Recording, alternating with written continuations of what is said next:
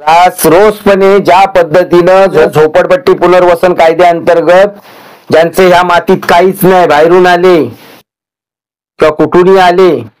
झोपडी बांधली, जागा ताब्यात घेतल्या, कब्जा केला गेला त्या जागेंवर, आणि त्यांना जर तुम्ही घरं देऊ शकत असाल 2-2, 2.5 लाखात, काही ठिकाणी तर फुकटी दिली गेली, मोफती दिली गेलेत,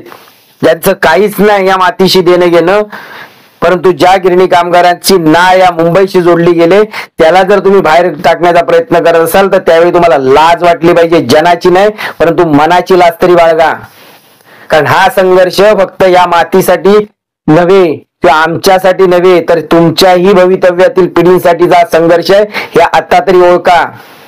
ज्या पद्धतीनं राजकीय क्षेत्रातून मराठी माणसाची टक्केवारी हळूहळू कमी होत चालली किंवा हाकलवलं जाते राजकारणातून मराठी माणसाला, तशी तुम्हीही एक वेळ या राजकीय व्यवस्थेतून, सामाजिक व्यवस्थेतून हाकलले